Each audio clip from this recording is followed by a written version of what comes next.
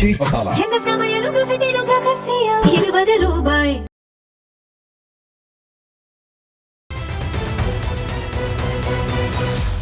அரசியல் களம் நேயர்களுக்கு வணக்கம். இன்றைக்கு நம்மோடு நேர்களுக்காக அரசியல் விமர்சகர் மணிகண்டன் வீராசாமி அவர் நம்மோடு இருந்திருக்கார். அவரோடு பேசலாம். சார் வணக்கம். வணக்கம் தோழர். ஏற்கனவே அதிமுகவில் இருந்து 4 எம்எல்ஏக்கள் ராஜினாமா பண்ணிட்டு தாவேக்கால இணைஞ்சிருந்தாங்க.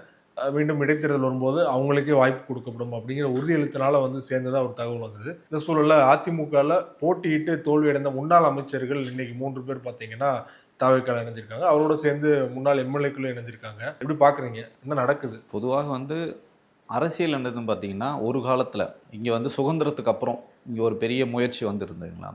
அப்போ பார்த்தீங்கன்னா ஒரு அரசியல் புனிதமானது. அரசியலுக்கு ஒருத்தர் வீட்டிலேருந்து ஒருத்தர் போகணும்னு சொல்லிட்டு அப்போ எல்லாரும் ஆசைப்படுவாங்க. அது ஒரு ஒரு ஒரு ஒரு புனிதமான ஒரு ஜேர்னி.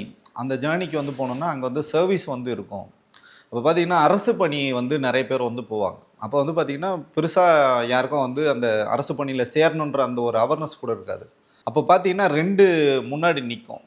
அரசு பணியா அரசியல் வாழ்க்கை அப்படின்னும் போது அரசியலுக்கு போனவங்க தான் அதிகமாக இருப்பாங்க. அரசு பணிக்கு போனவங்க வெகு சொற்பமான ஆட்கள் தான் இருப்பாங்க. ஏன்னா நம்ம மண் சார்ந்து மொழி சார்ந்து பல்வேறு பிரச்சனைகளை அப்போ சந்திச்சுட்டு இருந்தாங்க. உங்களுக்கு இந்தி திணிப்பாக இருக்கட்டும், அந்த மாதிரி நிறைய சிக்கல்கள் தமிழ்நாட்டுக்கு ஒரு ஆபத்தை நம்ம காப்பாற்றணும். அப்போ நம்ம ஒரு போராளியாக இறங்கி வேலை செய்யணும்னு சொல்லிட்டு அப்போ எல்லாரும் திராவிட கழகத்தை நோக்கி, திராவிட முன்னேற்ற கழகத்தை நோக்கி அந்த மாதிரி எல்லாரும் போனாங்க. இது எங்கன்னா நமக்கு நீதி கட்சியோட தொடர்ச்சி.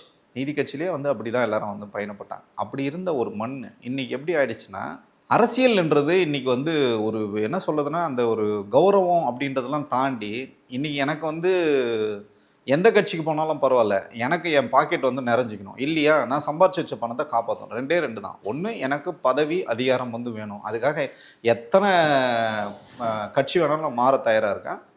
இல்லையா, எனக்கு வழக்கு இருக்குது. முன்னாடி எப்படின்னா பிஜேபி, இந்தியா முழுக்க பிஜேபி யாரெல்லாம் தூக்குவாங்கன்னு பார்த்தீங்கன்னா, கிரிமினல் வழக்கில் இருக்கிறவங்க, ஏதாவது சிக்கல்கள் இருக்கிறவங்க, இடி ரெய்டு விட்டு, ஐடி ரெய்டு விட்டு அவங்க உடனே என்ன பண்ணுவாங்கன்னா பாஜகவில் சேர்த்தாங்கன்னா அந்த வாஷிங் மிஷினில் போட்ட உடனே எல்லாரும் தூய சக்தியாக மாறிவிடுவாங்க. அந்த மாதிரி தூய சக்தின்னு சொல்லிட்டு ஒரு கட்சி இங்கே புதியதாக வந்தது. அந்த தூய சக்தி என்ன பண்ணுறாங்கன்னா, தூர சக்தி, தீய சக்தி, தூர சக்தி, தூந்து போன சக்தின்லாம் யாரெல்லாம் சொன்னாரோ அவங்களெல்லாம் தினம் ஆட்கள் போகிறாங்க. இந்த பிஆர் ஏஜென்சியோட வேலையை என்னன்னு பார்த்தீங்கன்னா, செங்கோட்டையன் மாதிரி ஆட்கள் பார்த்தீங்கன்னா அதிமுக சுக்குநூறாக உடைக்கணும். அது ரிவெஞ்ச் எடுக்கிறார் அவர். எடப்பாடி பழனிசாமி இவர் கட்சியிலேருந்து நீக்கிறாரு. இப்போ என்ன பண்ணுறாருன்னா, அந்த எடப்பாடி பழனிசாமி மேலே இருக்கிற அந்த தனிப்பட்ட ஒரு காழ்ப்புணர்ச்சி, தனிப்பட்ட 2 பேருக்குமான அந்த பிரச்சனை ஒரு ஈகோவாக மாறுது. பெரிய ஈகோவாக மாறுது. நீ பெரியாளா, நான் பெரியாளா, உன் கூட இருந்த எல்லாரையும் நான் தூக்குறேன் பார்க்குறியா. ஏன்னா அவருக்கு பார்த்தீங்கன்னா திரு செங்கோட்டையன் அவர்கள் முதல்வர் வாய்ப்பு வந்தது 2016 அம்மையார் ஜெயலலிதா இறந்ததுக்கப்புறம் அந்த ஒரு வாய்ப்பு வரும்போது அந்த வாய்ப்பு ஏலத்தில் வின் பண்ணார். பிட்டிங்கில் யார் வின் பண்ணார்னு பார்த்தீங்கன்னா எடப்பாடி பழனிசாமி தான் வின் பண்ணார். அப்போ யார் தோற்று போகிறாருன்னா அந்த பிட்டிங்கில் செங்கோட்டையன் தோற்று போகிறார். அவர்கிட்ட பணம் இருந்தது, அப்போ இருந்தது. ஆனால் லிக்விட் கேஷாக அவர்கிட்ட இல்லை, சொத்தாக இருந்தது எல்லாமே. அவரே நிறைய பேர்கிட்ட பகிர்ந்துருக்காரு. ஸோ அதை தோற்றதுனால என்ன பண்ணுறாருன்னா, இப்போ அவருக்கு ஒரு பயங்கரமான தூய சக்தி கிடச்சிருக்கு. இவரே ஊழல் வழக்கில் தண்டிக்கப்பட்டவர் தான். வாச்சாத்தி வன்கொடுமையில் முக்கியமான ஒரு நபர் திரு செங்கோட்டையன் அவர்கள். ஸோ நீங்கள் அங்கே போய் கேட்டாலே சொல்லுவாங்க செங்கோட்டையன் அவர்கள் எவ்வளோ பெரிய ஒரு சக்தின்னு சொல்லிட்டு. அவங்க துணைவியாரே போயிட்டு அம்மையார் ஜெயலலிதா கிட்ட போயிட்டு கம்ப்ளைண்ட் பண்ணாங்க. இவரோட நடவடிக்கை சரியில்லைன்னு சொன்னதான் அந்த முறை அவருக்கு போனால் போதுன்னு சொல்லிட்டு சீட்டு கொடுத்தாங்க. ஆனால் மினிஸ்ட்ரியில் இடம் கொடுக்கல அவர். ஸோ அப்படி இருந்த ஒரு மனிதர் இன்னைக்கு பின்புலமாக ஆதவ அர்ஜுனா ஒரு ட்ரம்ப் கார்டாக வச்சுக்கிட்டு இன்றைக்கி அந்த கட்சியை உடைக்கிறது. உள்ளபடியே சொல்கிறேன், இவங்கெல்லாம் ஜெயலலிதாவோட அம்மாவோட விசுவாசி, நான் எம்ஜிஆரோட தொண்டர்னு சொல்கிறதுக்கு அடிப்படையில் இவங்களுக்கு எந்த விதமான தகுதியும் கிடையாது. இது ரொம்ப ஆபத்தானது, அருவருக்கத்தக்கது. திமுகன்னு ஒரு கட்சி இருக்குது, அதே மாதிரி அதிமுகன்னு ஒரு கட்சி இருக்கணும். ஏன்னா திமுக எதிர்ப்பு தான் அதிமுகவோட அடிநாதமே. நீங்கள் அப்போ அந்த அடிநாதத்தையே நீங்கள் காலி பண்ணிட்டீங்கன்னா அப்போ நீங்கள் யாரை தான் எதிர்த்து அரசியல் பண்ணுவீங்க? இப்போ தாவேக்கான ஒரு புது கட்சி வந்திருக்கு. உங்களோட கொள்கை தெரியாது, கோட்பாடு தெரியாது, சித்தாந்தம் தெரியாது. நீங்கள் உங்கள் என்ன ஐடியாலஜியில் நீங்கள் இருக்கீங்க, தமிழ் மக்கள் பக்கம் நீங்கள் நிற்கிறீங்களா நிற்கலையா, தமிழை நீங்கள் எந்த அளவுக்கு எடுத்துகிட்டு போவீங்க, நீங்கள் அந்த ஒரு உங்களுக்கு என்ன சொல்லுதுன்னா, நம்ம அந்த தமிழை 3ஆம் இடத்துக்கு பாடுறாங்க. நம்மளோட தமிழ்த்தாழ் வாழ்த்த 3ஆம் இடத்துக்கு தள்ளினதே நீங்கள் போய் கெஞ்சுறீங்க, போயிட்டு ஐயா எப்படியாவது எங்களுக்கு அனுமதி. இந்தியா முழுக்க யாருமே அப்படி கிடையாதுங்க, கெத்தாக நிற்கிறாங்க. எல்லா முதல்வரும் பார்த்தீங்கன்னா எங்கள் மாநில பாடல் தாங்க முதல்ல நாங்கள் பாடுவோம், அதுக்கப்புறம் தேசிய கீதம் போடுவோம், வந்தே மாதரம் வந்து எங்களுக்கு தேவையில்லை அப்படின்ற ரேஞ்சுக்கு எல்லாம் இருக்கும்போது நீங்கள் புதியதாக ஒரு நடவடிக்கை இப்போ ஒன்றும் இல்லை. இப்போ சட்டமன்ற கூட்டத்தோட கூட போகுது, கவர்னர் வந்து வரப்போகிறாரு. இப்போ திருப்பி என்ன பண்ண போகிறாங்க நமக்கு வந்து தெரியல. ஸோ அது உள்ளபடியே நமக்கும் வந்து இது ஆர்வமாக தான் இருக்குது பார்க்குறதுக்கு. ஸோ இது வந்து ரொம்ப ஆபத்தான அரசியலாக நம்ம வந்து பார்க்குறோம். இது வந்து நிச்சயமாக அதிமுகவில் இருக்க இன்னைக்கு வெளியில் போகிறவங்கெல்லாம் பார்த்தீங்கன்னா அதிமுகவுக்கு வந்து வேஸ்ட் டிக்கெட்டு தான். அதெல்லாம் எக்ஸ்ட்ரா லக்கேஜ் தான், தொங்கு சதைகள் தான். அவங்க போகிறதுனால தாவேகா பலம் இழக்கும். ஏன் அப்படின்னா ஒரு இளைஞர் சக்தி இருக்கிற ஒரு கட்சி தாவேகா. இப்போ இவங்க போகிறதெல்லாம் பார்த்தீங்கன்னா 70+ தான் எல்லாருமே. 65+, 75+, 80+லாம் நீங்கள் போனீங்கன்னா அந்த கட்சிக்குன்னு பார்த்தீங்கன்னா திரு விஜய் அவர்களுக்கே 50 வயது கடந்து விட்டார். இப்போ இவங்கெல்லாம் போகிறவங்களாம் 70+, 80+ இந்த மாதிரி போகும்போதுன்னா அங்கே ஆவரேஜ் இருக்குது பார்த்தீங்களா, 25லேருந்து 35 வயசுக்குள்ளே தான் அங்கே அதிகமாக இருக்காங்கல்ல. இந்த கூட்டம் அதிகமாக போகிறதுனால இது மிக்ஸ் ஆச்சுன்னா 50+க்கு போயிடும். தாவேகா வந்து 50+க்கு போயிடும்.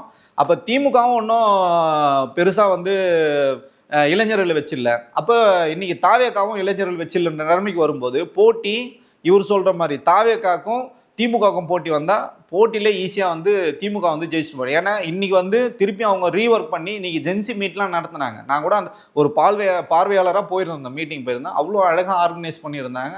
அவ்வளோ ஒரு மிகப்பெரிய ஒரு எழுச்சி இன்றைக்கி வரும்போது நீங்கள் தாவேகாவை எப்படி பின்னாடி இழுக்கிறீங்கன்னா, முதியோர்கள் கூடாரத்தெல்லாம் நீங்கள் உள்ளே சேர்த்து ஒரு காலத்தில் சொல்லுவாங்க, இந்திய பாராளுமன்றம் பார்த்தீங்கன்னா முதியோர்கள் கூடாரம்னு சொல்லுவாங்க. அந்த மாதிரி அதிமுகலேருந்து யாரெல்லாம் ரிட்டையர்டான கேஸ் இருக்கோ அந்த கேஸெல்லாம் நீங்கள் வந்து தாவேகாவுக்குள்ளே சேர்க்கறதுனால அதிமுக முதியோர்கள் கூடாரமாக மாறிக்கொண்டு வருகிறது. நீங்கள் சொல்கிற மாதிரி வந்து ஏற்கனவே 4 எம்எல்ஏக்கள் ராஜினாமா பண்ணாங்க அதிமுகலேருந்து. அது கூட ஏதோ ஒரு விதத்தில் தாவேகாவுக்கு பயன்படுற மாதிரி இருக்கிற சுச்சுவேஷன் தான். ஆனால் தேர்தலே நின்று தோற்று போனால் அதுவும் தாவேகாவினர் ஜெயித்த தொகுதிகளில் இருக்கிற ஒரு முன்னாள் அதிமுக அமைச்சர்கள்லாம் வந்து சேர்றாங்கன்னா இதற்கு என்ன காரணம் இருக்குன்னு நினைக்கிறீங்க? ஏன் வந்து அவசர அவசரமாக அவங்க மாறுறாங்க? இவங்க சேர்க்க வேண்டிய தேவை என்ன உங்களுக்கு? மணி பவர், மசில் பவர், அவ்வளோதான். பணம் வந்து உங்களுக்கு தேவை இருக்குது, பதவியை நீங்கள் அடைஞ்சே ஆகணும்னு தேவை இருக்குது. ஒரு நெரட்டிவ் வந்து பிஆர் ஏஜென்சி வந்து செட் பண்ணுறாங்க. என்ன செட் பண்ணுறாங்கன்னா, இன்னும் 50 ஆண்டுகளுக்கு விஜய் தான் இங்கே வந்து மையப்புள்ளியாக இருப்பார். விஜய்க்கே நீங்கள் 52, 53 வயசு ஆயிடுச்சுன்றது இவங்களுக்கு வந்து மண்டையில் இருக்கா இல்லையான்னு தெரியல. இன்னும் அவங்க வந்து ஆரம்பிக்கிறது எப்படி ஆரம்பிக்கணும், 15 வருஷம் அவர் தாங்க சிஎம், அதில் எதுவுமே டவுட்டு கிடையாதுங்க. 50 வருஷம் அப்புறம் நான் சொல்கிறேன், ஐயா 5000 வருஷம் இருப்பாருங்க. இங்கே உலகம் முழுக்க வந்து ஆண்டாங்க. சேர சோழர் பாண்டியர்கள் வந்து உலகம் முழுக்க ஆட்சி செஞ்சோம். இன்றைக்கி நம்ம சுருங்கி சுருங்கி சுருங்கி சுருங்கி வந்துட்டோம். இன்றைக்கி தமிழே வீட்டில் நம்ம பேசுறதில்ல, தங்கிலீஷ் தான் பேசுகிறோம். அந்த மாதிரி ஒரு சூழலில் இன்றைக்கி தமிழை மீட்டெடுத்த மிகப்பெரிய ஒரு கட்சி வந்து பார்த்திங்கன்னா திராவிட முன்னேற்ற கழகம். தமிழ்நாடுன்னு பேர் வச்சாருங்க அறிஞர் அண்ணாதுரை. தமிழால தான் இந்த நாடே வந்து வளர்ந்தது. இங்கே வந்து மொழிப்போர் வந்து எவ்வளோ வீரியமாக வந்து வெடிச்சுது. இதெல்லாம் ஏதாவது இன்னைக்கு இருக்கிற, நான் வந்து குறை மதிப்பீடுலாம் பண்ணல, தாவேக்கா இருக்கிற நண்பா நண்பீஸ்க்கு இந்த போராட்டங்கள் ஏதாவது தெரியுமா, இல்லை விஜய் அவர்களுக்கு தெரியுமா, விஜயோட பக்கத்தில் லெஃப்ட்டு ரைட்டு இருக்கிற யாருக்காவது இந்த தமிழ்நாட்டோட வரலாறு தெரியுமா? எதுவுமே தெரியாது உங்களுக்கு. நீங்கள் இன்ஸ்டாகிராமில் இன்ஃப்ளூயன்ஸ் பண்ணி இன்றைக்கி வந்துட்டீங்க. ஆனால் குறைஞ்சபட்சம் நம்மளோட லெகசி இருக்குது பார்த்தீங்களா, அதை நீங்கள் விட்டு கொடுத்தீங்க. அந்த அடிநாதத்தை நீங்கள் வந்து சறுக்குனீங்கன்னா இன்றைக்கி வேணால் நீங்கள் வந்து ஜெயிச்சிருக்கலாம். ஆனால் உங்களோட வெற்றி வரலாற்றில் எழுதக்கூடிய வெற்றிலாம் கிடையாது. இது வந்து எப்படி சொல்லுவாங்கன்னா, திமுகன்னு ஒரு கட்சி இருந்ததுங்க, அண்ணாதுரைன்னு சொல்லிட்டு ஒரு சாமானியர் அந்த இடத்துக்கு வந்தாருங்க. 24 மணி நேரம் பேசுவாருங்க. ஒரு நாளைக்கு 24 மணி நேரத்தில் கிட்டத்தட்ட 18 மணி நேரம் அண்ணாதுரை வந்து பேசுவார். கூட்டமாக வரும். இன்னைக்கு வரைக்கும் அண்ணாதுரையோட மரணத்துக்கு அந்த கூடின கூட்டம் வந்து இன்னைக்கு வரைக்கும் உலக சாதனை. கலைஞரோட பேச்சை கேட்கறதுக்கு வந்து மாட்டு வண்டி கட்டிக்கிட்டு வந்து போவாங்க. 14 வயது வந்து இளைஞராக வந்து சிறைச்சாலை போயிருக்காருங்க கலைஞர். இப்போ திரு மு.க. ஸ்டாலின் அவர்கள் பார்த்தீங்கன்னா மிசாவை அனுபவிச்சுட்டு வந்திருக்காரு. ஸோ இப்படி இந்த தலைவர்கள்லாம் இப்படி தான் வந்தாங்க. அதுலேருந்து நீங்கள் மாறுபட்டு எதுவுமே சொல்லாமல் வெறும் பொய்களையும் புரட்டுகளையும் நான் வந்து பேசிட்டு பணம் இருக்குது, என்கிட்ட இன்ஃப்ளூயன்ஸ் இருக்குது, நான் யாரை வேணாலும் இன்ஃப்ளூயன்ஸ் பண்ணுன்னு சொல்லிட்டு நீங்கள் வந்து ஒரு வெற்றி நீங்கள் வந்துருக்கீங்கன்னா நீங்கள் மாறுதட்டி உள்ள அளவுக்கு இது ஒரு பெரிய வெற்றிலாம் கிடையாது. இது வந்து ஒரு மோசமான வெற்றியாக தான் வரும் காலத்தில். இன்றைக்கி வேணால் நீங்கள் சொல்லலாம் நாங்கள் ஜெயிச்சிட்டோம் அப்படின்னு. ஆனால் வரும் காலத்தில் உங்கள் வரலாறு எதுனா மோசமான பக்கத்தில் இருண்ட பக்கத்துலாம் எழுதணும்னு நேர்மையான பக்கம் நீங்கள் நிற்கலை. ஏன் நம்ம அதை சொல்கிறேன்னா, நீங்கள் ஆட்சிக்கு வந்து இன்னும் முழுதாக 1 மாதம் ஆகலை. தமிழகம் வந்து இவ்வளோ பெரிய வந்து ஒரு நெருக்கடியோ இல்லை இந்த மாதிரி ஒரு சட்ட சிக்கலையோ இல்லை இந்த மாதிரி சட்டம் ஒழுங்கு சீர்கேடோ இந்த மாதிரி பாலியல் வன்முறைகளோ கொள்ளைகள் தினமும் நடந்துட்டு இருக்கு. தாவேக்கா சார்ந்தவர்களே ஒரு பெண்ணுக்கு வந்து வேலை வாங்கி தரேன்னு சொல்லி கூப்பிட்டு போயிட்டு மயக்க மருந்து கொடுத்து பாலியல் துன்புறுத்தல் பண்ணாங்கன்னா அது எவ்வளோ மோசமாக இருக்குது இந்த கட்சின்றதுக்கு இது ஒரு உதாரணம். குறிப்பாக இன்னொரு பக்கம் பார்த்தீங்கன்னா அண்ணாமலை அவர்களும் புதிய கட்சி தொடங்கியிருக்காரு. இது பார்க்கும்போது விஜய் அவர்கள் வந்து வெற்றி பெற்றார். 2 வருடத்தில் கட்சி ஆரம்பித்து வெற்றி பெற்றதுனால தான் அண்ணாமலைக்கும் அதே ஆசை வந்திருக்கு அப்படிங்கிற மாதிரியான ஒரு பார்வை முன்வைக்கப்படுது. உங்களோட ஒப்பீனியன் என்ன? அதுதான் சொன்னேன், நான் முதல்ல சொன்னது, அரசியலுக்குன்னு ஒரு ஒரு கட்டொழுங்கு இருக்குது. அது வந்து குறைஞ்சபட்சம் நீங்கள் ஒரு அரசியல் கட்சி தலைவராக வர்றதுக்கு எந்த விதமான குவாலிஃபிகேஷனும் கிடையாது. இப்போ நீங்கள் வந்து சாதாரண ஒரு பியூன் வேலைக்கு போகணுன்னா கூட அங்கே வந்து உங்களுக்கு ஒரு குவாலிஃபிகேஷன் இருக்குது. ஆனால் அரசியலில் பொறுத்த வரைக்கும் கவுண்டமணியும் வந்து சத்யராஜன் வந்து சொல்லுவாங்க, இந்த மாதிரி எம்எல்ஏக்கு நிற்க போகிறேன்னு. ஐயோ அதுக்கெல்லாம் படிச்சுனா, ஐயோ எக்கா அதுக்கு வந்து ஒரு கர்மமும் தேவையில்லக்கா அப்படின்னு வந்து கவுண்டமணி வந்து சொல்லுவார். அந்த மாதிரி பார்த்தீங்கன்னா இங்கே எதுவுமே தேவையில்லைன்ற மாதிரி நிலைமைக்கு வந்துட்டாங்க. இப்போ அண்ணாமலை அவர்கள் பார்த்தீங்கன்னா ஒரு ஐபிஎஸ் ஆஃபீஸராக இருக்கார். எதன் அடிப்படையில் நீங்கள் ஐபிஎஸ் ஆனீங்க? தமிழ்நாட்டில் இங்கே இடஒதுக்கீடை நீங்கள் வந்து பயன்படுத்தி இந்த திராவிடம் குறிப்பாக திமுக கொடுத்த இந்த நலன்களை வந்து பயன்படுத்தி தான் நீங்கள் வந்து ஐபிஎஸ் எக்ஸாமே நீ வந்து கிளியர் பண்ணிட்டீங்க. யாருக்கு விசுவாசமாக இருக்கீங்க? வலதுசாரி சித்தாந்தத்தை நீங்கள் ஏற்றுக்கிட்டீங்க, அவங்களோட கொள்கைகளை வந்து ஏற்றுக்கிட்டு நீங்கள் வந்து வேலை பார்க்குறீங்க. அவங்க கொடுக்குற அசைன்மெண்ட் பிரகாரம் நீங்கள் வந்து ஜாபை வந்து ரிசைன் பண்ணிட்டு வரீங்க, விஆர்எஸ் வாங்கிட்டு நீங்கள் வரீங்க. வந்தவொடனே நேரடியாக தலைவராக நீங்கள் வரீங்க. ஒன்றும் பெருசாலாம் இங்கே ஒன்றும் எந்த மாற்றங்களும் நடக்கலை. இதே தான் இன்றைக்கி விஜய் என்ன அரசியல் எடுத்தாரோ அதே அரசியலை தான் அவர் முன்னாடி எடுக்கிறார். தமிழகம் வந்து இருண்ட தமிழகமாக இருக்குது. தமிழகத்தில் வந்து பார்த்திங்கன்னா இங்கே எந்த விதமான வளர்ச்சியும் கிடையாது. அதனால் நான் வந்து தான் இங்கே தலைகீழாக எல்லாத்தையும் மாற்ற போகிறேன். அறிவாலய செங்கலில் ஒரு செங்கலாக நான் உருவ போகிறேன்னு சொல்லிட்டு இவர் வந்து அண்ணாமலை ஃபைல்ஸ்ன்னு சொல்லிட்டு எல்லாரையும் வந்து ஃபைல்ஸ் எல்லாம் வந்து எதுவுமே ட்ரங்கு பட்டி ஃபுல்லாக கொடுத்தாரு. இன்னி வரைக்கும் அது மேலே எந்த விதமான நடவடிக்கை எடுக்கல. அதில் இருந்தது வெறும் சும்மா வெள்ளை பேப்பர் தான், அதில் எதுவுமே கிடையாது.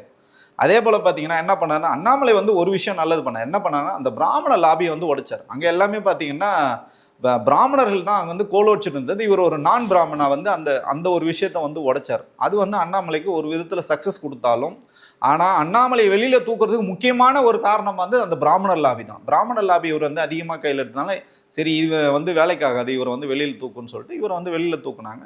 6 மாதம் படிக்கிறேன்னு சொல்லிட்டு போயிட்டு ஒரு பெரிய தொகையெல்லாம் வந்து ரெடி பண்ணிட்டு வந்தார். ஸோ அந்த தொகையை காப்பாற்றணும்னா அண்ணாமலை இன்னைக்கு கண்டிப்பாக பாஜகவில் இருந்தால் அது வந்து எடுபடாது. இன்னைக்கு அவங்க ஆசீர்வாதத்தோட அண்ணாமலை வெளியில் வந்ததுக்கு காரணம் என்னன்னு பார்த்தீங்கன்னா, வெர்ஷன் 2 ஒரு வருஷம் அவங்க வந்து ரிலீஸ் பண்ணிகிட்டே இருப்பாங்க. திரு விஜய் அவர்களும் பார்த்தீங்கன்னா ஏதோ தற்செயலாக வந்து இந்த அரசியல் கட்சி ஆரம்பிக்கல, ஏதோ ஈஸியாலாம் வந்து ஜெயிச்சல். அதுக்கு பின்னாடி பல வேலைகள் வந்துருக்கு. அதுக்கு முக்கியமான ரூட்டு போட்டு கொடுத்தது பார்த்திங்கன்னா பிஜேபியும் வலதுசாரிகள் தான். அதே வலதுசாரிகள் என்ன பண்ணிட்டாங்கன்னா, எப்போ வேணாலும் நம்ம விஜயை நம்ப முடியாது. விஜய் வந்து நாளைக்கு நான் இப்போ என்ன தமிழுக்காக வந்து இவர் நாளைக்கு தமிழ்நாட்டை திருப்பி நான் நல்வழிப்படுத்துகிறேன்னு இவர் போயிட்டாருன்னா இவருக்கு ஒரு கடிவாளம் போடணும். ஸோ அதனால் திருப்பி அண்ணாமலையை வந்து எடுத்துகிட்டு வரணும். இதுக்கப்புறம் பார்த்தீங்கன்னா இந்த அம்மா வராங்க ஒரு பக்கம், ரஜினிகாந்த் அவங்களோட மனைவி வந்து வராங்க. அவங்க ஒரு பக்கம் நான் வந்து அமைப்பு ஆரம்பிக்கிறேன், இயக்கமாக இருக்கும். 96 அந்த அம்மா கம்முன்னு இருந்திருந்தா திரு ரஜினிகாந்த் அவர்கள் அரசு வந்திருப்பாரு. நீ உள்ளபடியே ஒரு மிகப்பெரிய ஒரு மாற்று சக்தியாக, மாற்றத்துக்கான சக்தியாக இருந்திருப்பார். அவர் பண்ண ஒரே தப்புன்னா சிஸ்டத்தை மாத்திரன்னு சொன்னதெல்லாம் ஓகே தான். நான் வந்து ஆன்மீக அரசியல் எடுக்கிறேன்னு சொன்னது இங்கே வந்து எடுபடாமல் போச்சு. ஸோ அதனால் அந்த வந்து ஃபெயிலியர் ஆயிடுச்சு. இப்போ பிரச்சனையே நான் பார்த்தீங்கன்னா 52 வயது 53 வயது விஜய், 42 43 வயது அண்ணாமலை. ரஜினி வந்து பார்த்தீங்கன்னா விஜய் அவர்களை விட 10 வயது இளையவர் வந்து அண்ணாமலையை விட இன்னும் 10-15 வயது இளையவர்கள் யாருன்னு பார்த்தீங்கன்னா இந்த கரப்பாம்பூச்சி ஜனதா பார்ட்டி இருக்குது. நான் என்ன சொல்கிறேன்னா, விஜய் அவர்களும் வேணாம், அண்ணாமலையும் வேணாம், கரப்பாம்பூச்சி ஜனதா பார்ட்டியை நாங்கள் ஆதரிச்சு போகிறோம். உங்களுக்கு என்ன இங்கே மாற்றம் தானே வேணும். அந்த மாற்றம் வந்து நீங்கள்லாம் ஏமாற்றத்தை தான் கொடுத்துருங்க. விஜய் அவர்களும் ஏமாற்றத்தை தான் கொடுத்துருக்காரு, அண்ணாமலையும் ஏமாற்றத்தை தான் கொடுத்துருக்காரு. ஒரு மாற்றம் புதியதாக வரணுமே. அப்போ நாங்கள் கரப்பாம்பூச்சி ஜனதா கட்சியை ஆதரிச்சுட்டு போகிறோமே. ஸோ இது எவ்வளோ மோசமான அரசியல். இப்போ நம்ம வந்து இது பேசுகிறோம், ஆனால் அது வந்து இலகுவானதெல்லாம் கிடையாது. இந்த மாதிரி மோசமான அரசியலை வந்து தமிழ்நாட்டில் செய்கிறது உள்ளபடியே நமக்கு வந்து அருவருப்பாக இருக்கிறது. குறிப்பாக நீங்கள் சொன்னது மாதிரி வந்து ரஜினிகாந்த் அவருடைய மனைவியின் புதிய இயக்கம், இது வந்து ரஜினிகாந்தோடைய அரசியல் ஆசைக்கு ஒரு இதுவா, ஏன்னா அரசியலேருந்து விலகுறேன்னு சொல்லிட்டாரு. ஸோ வேறு விதமாக அண்ணாமலைக்கு ஆதரவான ஒரு இயக்கமாக உருவாயிருக்குதா, இது எப்படி எடுத்துக்கிறது? ஆமாம், நிச்சயமாக. இப்போ என்னன்னா பல கட்டங்களில் வந்து ஆதரவாளர்கள் தான் இப்போ தேவை.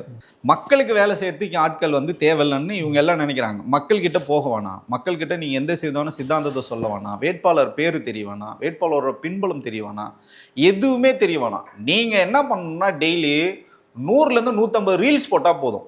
ஏதோ ஒரு வந்து இன்ஃப்ளூயன்சரை கூப்பிட்டு அவனுக்கு பணம் கொடுத்து அவங்கள வந்து இப்போ டெய்லி நீ வந்து எனக்கு 100-150 வீடியோ போடு போதும், மக்கள் வந்து நம்புற மாதிரி வீடியோ போடு, என்னை வந்து திட்டியே நீ வீடியோ போடு, என்னை வந்து எல்லாரும் நசுக்கிறாங்க, ஒடுக்குறாங்க, என் குடும்பத்தை என்கிட்ட இருந்து பிரிச்சுட்டாங்க, நான் வந்து உச்சத்தை விட்டுட்டு வந்துட்டேன். உச்சத்தை விட்டுட்டு வந்தாருன்னா எதை விட்டு வந்தார்? எதுவுமே விடல. இன்னி வரைக்கும் கேரவன் கலாச்சாரத்தை கூட விடலை, தனியார் பாதுகாவலரை கூட விடலை, எதுவுமே விடல. பீட்ஸ் படத்தை போட்ட அந்த கோட்டை கூட விடலை, எதையுமே விடலை. ஆனால் தமிழ்நாட்டு மக்கள் இந்த 30 நாளில் பல பேர் உயிரை விட்டாங்க, வந்து தங்களோட வந்து உடைமைகளை வந்து விட்டுட்டாங்க. இன்னைக்கு எவ்வளோ சிக்கல்கள் இருக்குது. இதை குறித்து நம்ம வந்து பேசணுமா? நம்மலாம் வந்து இன்றைக்கி சமூக விரோதி.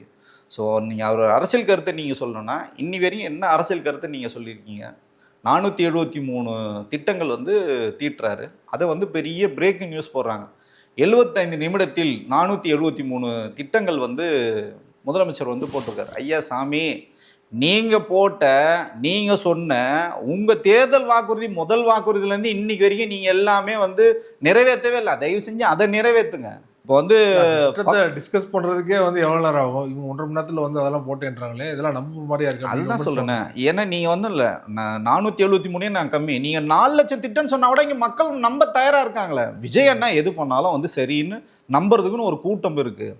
அதை எடுத்துகிட்டு போய் சேர்க்கறது ஒரு கூட்டம். இப்போ பிரச்சனை என்னன்னா, உண்மை பேசுகிற நமக்கு தான் இங்கே வந்து சிக்கல். உண்மையை நீங்கள் பேசுகிறீங்களா, அரசுக்கு எதிராக நீங்கள் நம்ம உண்மையை தான் பேசணும். நம்ம அரசுக்கு எதிராக காழ்ப்புணர்ச்சி இதெல்லாம் கிடையாது. இது எதுவுமே நடக்காத விஷயத்த நம்ம வந்து கற்பனை பண்ணி பேசுறதுக்கு நம்ம வந்து சினிமா இயக்குனர் வந்து கிடையாது, சினிமா நடிகர் வந்து கிடையாது. நம்ம களத்துலேருந்து போராடி இந்த இடத்துக்கு நம்ம வந்து உட்காரோம். மக்களுக்கான கருத்துக்களை நம்ம சொல்கிறது தான் ஒரு ஊடகத்தோட கடமை. ஒரு அரசியல் விமர்சகர் நம்மளோட வேலையும் அதுதான். நம்ம மேலே வந்து வழக்கு, நம்மளை வந்து மிரட்டுறது. ஆனால் நீங்கள் வந்து எந்த போகிற போக்கில் எந்த பொய் வேணாம்னு சொல்கிறீங்க. ஒரு தமிழ்நாட்டோட முதலமைச்சர் ஒரு நன்றி தெரிவிப்பு கூட்டத்துக்கு வந்து போகிறாரு. நன்றியே சொல்லலை. திருச்சி கிழக்குக்கே நீங்கள் போகல. அந்த இடத்துல போய் என்ன பண்ணுறீங்கன்னா டிவிக்கே விசேஷம் ஆரம்பிச்சாரு. ஆமாம், நன்றின்னா எப்படி நீங்கள் நன்றி சொல்லணும்? ஏங்க, இந்த மக்கள் எனக்கு வந்து ஓட்டு போட்டிருக்காங்க. குறைஞ்சபட்சம் உங்கள் கால் இருக்குது பார்த்தீங்களா, உங்கள் பொற்பாதம் வந்து அந்த பூமியில் படணுங்க. குறைஞ்சபட்சம் ஒரு 10 அடி கூட உங்களால் நடக்க முடியாதா சொல்லுங்கள்? நீங்கள் வந்து திமுக ஸ்டாலின் அரசாங்கம் இருக்கும்போது என்ன சொன்னீங்க? என்னை நசுக்கிறாங்க, என்னை உடக்குறாங்க, என்னை முடக்குறாங்க. எனக்கு வந்து ஸ்டாலின் ஸ்டாண்டர்ட் ஆப்ரேஷன் வந்து போட்டிருக்காங்க, எஸ்ஓபி வந்து. அவங்க அப்படி தான் வந்து சொன்னாங்க. இன்றைக்கி யாரோட ஸ்டாண்டர்ட் ஆப்ரேஷன் இருக்குது எஸ்ஓபி? இன்றைக்கி ஏன் நீங்கள் 5000 பேர் மட்டும் QR கார்டை கூப்பிட்றீங்க? அங்கே வராங்க, அவங்க ரசிகர்கள் வராங்க, அந்த இடத்துல வந்து பாஸ் கொடுக்கலன்னு சொல்லிட்டு திமுக ஒழிக, திமுக தான் எங்களுக்கு பாஸ் கொடுங்க பண்ணுச்சுன்னு சொல்கிறாங்க. அதை நம்புகிறாங்க. ஸ்டாலின் இதுக்கு எதுக்கு இந்த வேலை? நீ தோத்து போயிட்டல, உனக்கு இன்னமும் வந்து தாவேக்கா மேலே வந்து கோவம். அப்போ இந்த மாதிரி ஒரு கூட்டத்தை வச்சுட்டு நீங்கள் அரசியல் பண்ணோன்னா நீங்கள் என்ன பண்ண முடியும் சொல்லுங்கள்? இவங்கள்ட்ட நம்ம அரசியல் பேச வேண்டியிருக்குதுன்னு நினைக்கும் போது உள்ளபடியே நமக்கு அடிவயிரெலாம் கலக்குது. இது என்னடா நாடு? தமிழ்நாடா இல்லை வடநாடா இல்லை சுடுகாடான்னு நமக்கு வந்து தெரியல. இது அடுத்த கட்டமாக அரசியல் வந்து அண்ணாமலை விசஸ் விஜய் அப்படின்னு தான் போகும். உதயநிதி இதனால பின்னடைவு அப்படிங்கிற மாதிரியான பார்வை முன்வைக்கப்படுது. அண்ணாமலை பார்த்தீங்கன்னா வந்து உள்ளபடியே அவர் எப்படி ஐபிஎஸ் ஆனார்னு நமக்கு வந்து தெரியல. நான் வந்து தனிப்பட்ட முறையில் அவர் வந்து நான் வந்து பேசியிருக்கேன். நான் ஒரு 10ஆம் கிளாஸ் பையனுக்கு அறிவில் பாதி கூட கிடையாது. அவர் தான் பார்த்தீங்கன்னா ஐபிஎஸ் வந்து பாஸ் பண்ணிட்டு வந்திருக்காரு. அது ஒரு பார்த்தீங்கன்னா ஒரு பயங்கரமான ஒரு பிம்பத்தை வந்து கட்டணும். அண்ணாமலை வந்து வந்தாருன்னா ஒரு உலகத்தையே தலைகீழாக மாற்றிடுவார். அப்படிலாம் ஒன்றுமே கிடையாது. அவருக்கு எந்த விதமான பொலிட்டிக்கல் நாலேஜும் வந்து கிடையாது. ஆனால் என்னன்னா, மனுஷன் பொய்யை கூட தெல்ல தெளிவாக தங்கு தடை இல்லாமல் வந்து பேசுவாருங்க. அது வந்து அண்ணாமலையோட ஸ்பெஷாலிட்டி. அதை வந்து அப்படி வந்து பேசுவார். ஸ்டிங் ஆப்ரேஷன் பண்ணுவார். அண்ணாமலை இப்போ சொல்கிறேன் பாருங்க, அண்ணாமலை கூட போகிறவங்கலாம் அண்ணாமலை கிட்டேருந்து ஒரு 10 அடி விலகியே இருங்க. ஏன்னா உங்களுக்கு எந்த பக்கம் ஆப்ரேஷன் வைப்பார், எந்த பக்கம் கேமரா வைப்பார், எந்த ஆங்கிளில் வைப்பார், 360 வந்து கோணத்துலேயும் கேமரா வைக்கக்கூடிய ஆள். உங்களோட தரவுகளை உங்ககிட்டே எடுத்துகிட்டு நாளைக்கு நீங்கள் அவருக்கு எதிராகவோ இல்லை அவருக்கு நீங்கள் ஏதாவது ஒரு கேள்வி கேட்டாலோ நீங்கள் ஸ்டிங் ஆப்ரேஷனில் சிக்குவீங்க. அதனால் 10 அடி கொஞ்சம் தூரமே இருங்க. இது வந்து இன்றைக்கி தமிழ்நாட்டு அரசியலுக்கு தேவையில்லைங்க. ஆல்ரெடி விஜய்னு ஒருத்தர் வந்ததே நம்மளால் தாங்க முடியல. இன்னொரு அண்ணாமலையும் வந்தார்னு வச்சிங்களேன், தமிழ்நாடு உள்ளபடியே தாங்காது. நான் என்ன சொல்கிறேன்னா, இந்த இருபெரும் திராவிட கட்சிகள் இன்றைக்கி சீர்தூக்கி பார்க்க வேண்டிய ஒரு கட்டாயத்துக்கு வந்து இருக்காங்க. நீங்கள் வந்து உள்ளபடியே நல்லது நீங்கள் பண்ணியிருக்கீங்க, தமிழ்நாட்டுக்கு பல்வேறு நலத்திட்டங்கள் நீங்கள் இம்ப்ளிமெண்ட் பண்ணாலும் மக்களுக்கு நீங்கள் எந்த வழியில் போய் சேர்றீங்கன்றது போய் சேரலை. நீங்கள் வந்து களத்தில் வேலை செஞ்சீங்க, அவங்க வந்து சமூக வலைத்தளத்தில் வேலை செஞ்சு இன்றைக்கி வந்து ஜெயிச்சிட்டாங்க.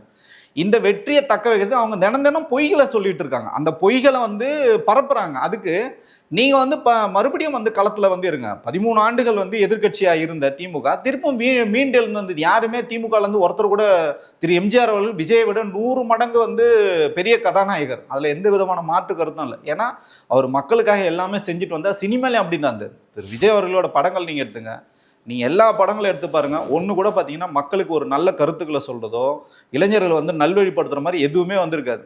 4 ஐட்டம் சாங் இருக்கும், குத்துப்பாட்டு, 4 ஃபைட்டு, புகைப்பிடிக்கிற மாதிரி, மது அருந்துற மாதிரி, பெண்களை வந்து ரொம்ப மோசமாக கொச்சைப்படுத்தி பேசுகிற மாதிரி நடித்து வந்தவர் தான் திரு விஜய் அவர்கள். எம்ஜிஆர் அப்படிலாம் வந்து கிடையவே கிடையாது. மக்களுக்காக வேலை செஞ்சார், களத்திலே வேலை செஞ்சார். சுதந்திர போராட்ட காலத்திலே பார்த்தீங்கன்னா காங்கிரஸ்ல இருந்து அதுக்கப்புறம் திமுகவுக்கு வந்தார். கொள்கை பிடிப்போடு இருந்தார். கட்சியிலே கொள்கைகளை வந்து எடுத்துகிட்டு போனார்.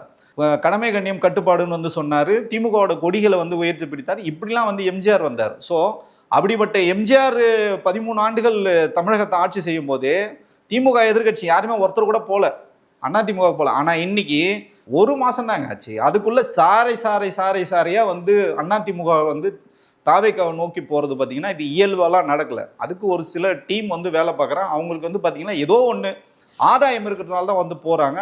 இதனால அதிமுக எந்த விதமான சேதாரமும் வந்து கிடையாது. இது யாருக்கு சேதாரம்னு பார்த்தீங்கன்னா தாவேக்கா அழிகிறது கண்டிப்பாக. ஏங்க நீங்க ஒரு தூய சக்தின்னு சொல்லிட்டு வரீங்க, கிரிமினல் கேஸ்ல மாட்டினவன், ஜெயிலுக்கு போனவன், இவன்லாம் நீங்க கட்சியில கூப்பிட்டு நீங்க பொறுப்பு கொடுத்தீங்கன்னா பாவம் அந்த இளைஞர்கள், உங்களை நம்பி வந்த இளைஞர்கள், தாவேக்காவை விஜயே கதி என்று இருந்த இளைஞர்கள், இன்னைக்கு அவங்களோட நிலைப்பாடு என்ன? இவங்களோட அதுதான் நான் சொன்னேன், மணி பவர் மசில் பவர்னு. இவங்க கிட்ட உழைப்பு இருக்கு, தாவேக்கா இளைஞர்கிட்ட உழைப்பு இருக்கு, இவங்க கிட்ட பணம் இருக்கு. பணபலத்தை காட்டி நீங்க தான் இன்னைக்கு மாவட்ட செயலர் எல்லாம் மாற போறாங்க. நீங்க ஒன்றும் இல்லை, எம்சி சம்பத்தை நீங்க எடுத்துங்களேன். அந்த பகுதியில் இவர் போறாருன்னா இப்போ அவரும் அவர் மகனுக்கு தான் அங்கே சீட்டு கிடைக்கும். இப்போ கூப்பா கிருஷ்ணன் அங்கே போனாரு. கூப்பா கிருஷ்ணன் போனதுக்கப்புறம் எலெக்ஷன்ல தோத்தாலும் நீங்க ஒரு வாரிய தலைவர் கொடுக்குறீங்க. அந்த இடத்துல யாருக்கு கிடைக்க வேண்டியது? அந்த வாரிய தலைவர் யாரோ ஒரு இளைஞருக்கு கிடைக்க வேண்டியது அந்த தாவேக்கால. ஸோ அந்த மாதிரி எல்லாமே பார்த்தீங்கன்னா இவங்களோட வாய்ப்புகளை பறிக்கிறதுக்காக திட்டமிட்டு ஒரு பெரிய கும்பல் வந்து தாவேக்காக்குள்ள வேலை செய்கிறாங்க. பணத்தை வாங்கிட்டு இந்த ஆட்களை உள்ள சேர்த்து இந்த இளைஞர்களை வந்து அவங்க வாழ்வாதாரத்தையும் அவங்களோட வாழ்க்கையும் அவங்க அரசியல் எதிர்காலத்தையும் கேள்விக்குறியாக்குறாங்க. இது ஆரோக்கியமானதில்லை. திரு விஜய் அவர்கள் வந்து இதை வந்து ஸ்டாப் பண்ணணும். ஒரு கட்சியை உடைச்சி எடுத்துகிட்டு வரணும்னு அவசியம் இல்லைங்க. உங்களுக்கு தான் இன்றைக்கி 35% மக்கள் வந்து ஓட்டு போட்டிருக்காங்களே. இது இல்லாமல் காங்கிரஸ் உள்ள வச்சிருக்கீங்க, இடதுசாரிகள் உங்களுக்கு வெளியிலேருந்து ஆதரவு கொடுக்குறாங்க, விசிகால பெருவாரியான ஆட்கள் வந்து தாவேக்கால இணைஞ்சிட்டாங்கன்னு சொல்கிறாங்க. நமக்கு வந்து தெரியல. 90% பேர் வந்து தாவேக்கால தான் இருக்காங்கன்னு சொல்கிறாங்க. எந்த அளவுக்கு உண்மை தெரியல. அப்போ இத்தனை கட்சி இருக்கும்போது அதிமுகவும் ஒரு கட்சியை நீங்கள் உடைக்கணும்னு சொல்றது உள்ளபடியே உங்கள் கட்சி நாளைக்கு யார் வேணாலும் உடைக்கலாம், யார் வேணாலும் உங்கள் கட்சியை நாளைக்கு கைப்பற்றி வெளியில் எடுத்துகிட்டு போகலாம். நீங்கள் மற்றவங்களுக்கு என்ன செய்கிறீங்களோ அதே தான் உங்களுக்கு திருப்பி நடக்கும். இது வந்து இயற்பியல் விதி, அதுதான் சொல்லுது. எது வந்து ஒரு வேகமாக வளருதோ அது வேகமாக வீழும். அந்த வீழ்ச்சி உங்களால் தாங்க முடியாது. நீங்கள் முதல்ல மக்கள் வந்து உங்களுக்கு ஒரு நல்ல இடத்துல வச்சுருக்காங்க. ஒரு தமிழக முதல்வராக ஒரு மிகப்பெரிய ஒரு உயரத்தில் இருக்கீங்க. எனக்கு நல்லா வாயில் வந்துடும், அல்லு சில்லு, இந்த மாதிரிலாம் ஒரு முதல்வர் வந்து இந்த மாதிரிலாம் நம்ம பேசி பார்த்ததில்ல. இதெல்லாம் திரு விஜய் அவர்கள் வந்து சீர்தூக்கி பார்க்கணும். மக்களுக்கான பணியை வந்து செய்யட்டும். இந்த கட்சியை உடைக்கிற வேலைலாம் நீங்கள் வந்து பார்க்கணும். இந்த 3ஆம் தர அரசியல்லாம் இங்கே தேவையில்லை. முதல் தரமான அரசியல் நீங்கள் வந்து பண்ணுங்க. ரொம்ப நன்றி சார். அரசியல் சார்ந்த பல விஷயம் நன்றி. நன்றி.